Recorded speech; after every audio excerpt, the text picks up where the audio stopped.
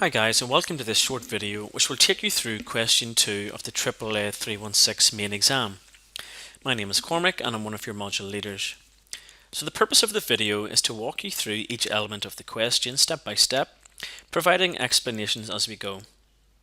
If you haven't already done so, I would encourage you to carefully read the examiner's comments document before watching this video to provide you with some initial feedback from a more generic point of view. If after this video you are still seeking specific feedback on your script, then please contact the AAA Module Leader team using the feedback request form as provided on My Learning. So let's quickly recap the scenario. You're an audit senior working within your firm A+ Accounting and were assigned to the audit of your client FitFirst Limited. You are provided with some background information on the client and specifically over the two revenue streams being advertising revenue and subscription revenue. Now part A, it only focused on subscription revenue. In addition to the background information, you were provided with the results of the subscription revenue walkthrough by way of detailed process notes.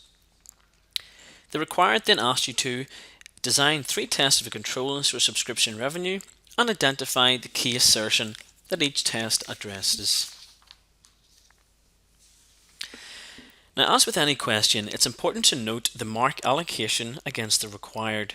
You were asked here for 3 tests of controls with respective assertions, and with 9 marks available, this correlated to 3 marks per control. Good control procedures would score full marks, whereas less robust procedures would score less than full marks. We will look at what these procedures look like on the next slide. The key assertion for each control was therefore also allocated 1 mark.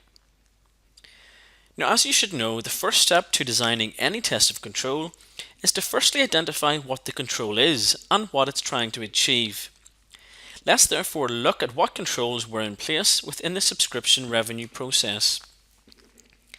The first control is that annual price changes are approved at the board meetings. Secondly, any ad hoc price changes are approved by senior management. There's also a control in place whereby the finance manager reviews the monthly reports before sending to management. We are also told that the subscription numbers are reviewed on a daily basis by a finance team member. There's also a control in place which prevents any part payments or refunds given. And finally, a test of control can be designed to ensure the updated prices have actually come into effect. So now we have understood the controls that are in place, the next step is to identify the appropriate tests of controls. So as mentioned, robust tests of controls would score full marks. One should incorporate a subject matter, action, and corroborating evidence in order to score full marks. A procedure that failed to meet this criteria scored less than full marks. So let's look at the first control of annual price changes. A partial mark procedure might look something like this. Ensure price changes are approved appropriately. As you can see, there is no corroborating evidence here. So how do we ensure that they have been approved? A full mark procedure will take it one step further. So verify subscription price change approval by evidencing the respective board minutes. Here you can see the difference between a good procedure and an average procedure.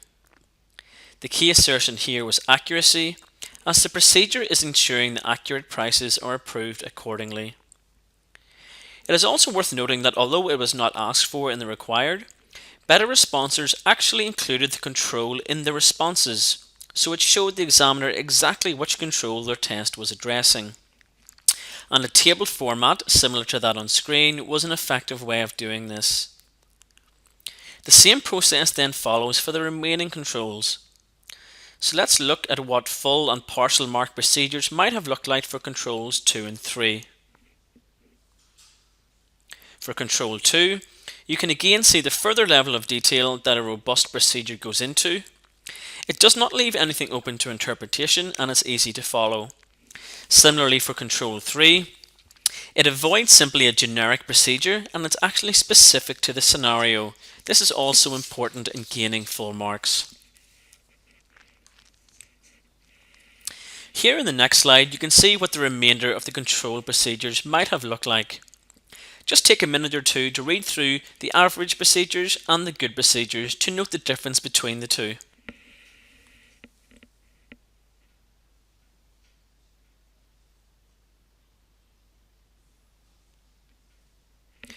Controls 4 and 5 key assertions were either accuracy or completeness, as these controls were ensuring that accurate amounts are recorded, but also that revenue transactions are complete.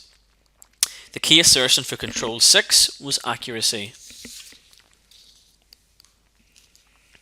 Okay, so the other important thing to note here is the difference between a test of control and a test of detail.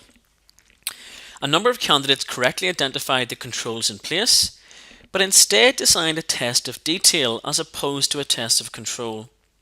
If this was what you did, it might be worthwhile to revisit the units on controls and substantive testing to ensure you understand the difference. So remember what a test of control is. Test of controls focus on whether a transaction has gone through a control activity that is designed to reduce the chance of material misstatement.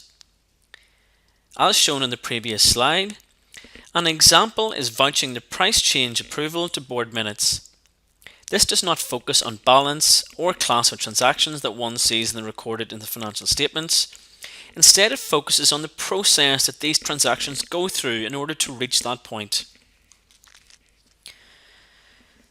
Test of details, conversely, these involve obtaining evidence on items that comprise amounts in the financial statements. As you can see, this focuses on the amount in the financial statements and is not related to the process that the transaction goes through. Look at the example on screen.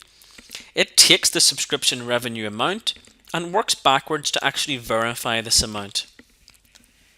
So hopefully that clarifies the difference between the two. If so, let's move on to the second part of question 2. So part B of the question then shifted focus to the advertising revenue stream and asked you to design and perform a substantive analytical procedure and also provided the 4 steps. The first of which was to identify the relevant financial and non-financial data. As covered in your learning materials, this step is essentially asking you to identify the variables which will impact your calculation in arriving at an independent expectation for what the advertising revenue amount should be. The variables were therefore the total number of pages and total number of adverts, the price per advert including any discounts, and the number of publications in a year. The next step is to evaluate the reliability of each item. This information was clearly provided in the background information, but was poorly answered by most candidates. You were told that controls were tested with no exceptions around the number of pages and adverts.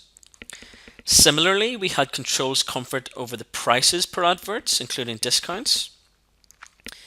And you were clearly told that based on the knowledge of the company, you accepted the number of publications. Some candidates designed further procedures to obtain reliability over the data items, but this was unnecessary and was clearly stated in the information. The next step was to calculate your expectation and determine an acceptable variance. This was relatively straightforward and most candidates were able to accurately calculate the numbers on screen by accurately applying discounts and working out the expected revenue amount, which resulted in $3,653,472. In the absence of any other information, the acceptable variance was set at performance materiality of $165,000. Now, while most candidates correctly calculated the variance, marks were commonly dropped when a conclusion was required. Simply stating that variance is below threshold does not suffice as a conclusion. The examiner needs to know if any further work needed to be performed or if the account was free of material misstatement, as shown here in the suggested solution.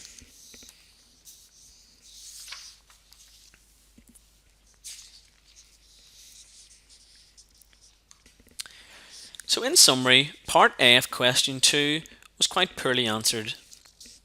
The main areas of improvement should be firstly to identify the controls in place, then ensure you design tests of controls focusing on the process as opposed to tests of detail. When asked for key assertions, make sure that's what you provide, not just the relevant ones. In most instances in part A, the key assertion was accuracy. So perhaps revisit the learning materials on assertions and specifically ISO 330 to support your learning around this. When designing a 4-step substantive analytical procedure, make sure you use all information provided. You will never be asked to design and perform a SAP if you do not have all the information at hand. And finally, as with any question, if you're asked to conclude, then make sure this is what you do. Be decisive and do not leave it open to interpretation. So finally, thanks for taking the time to look at this short presentation. We as the module team hope it helped you in understanding the question and what was required. As mentioned at the outset, if you would still like some further specific feedback, then please complete the feedback request form as provided in My Learning and send this to your module leader team. And good luck with the rest of your studies. Thank you.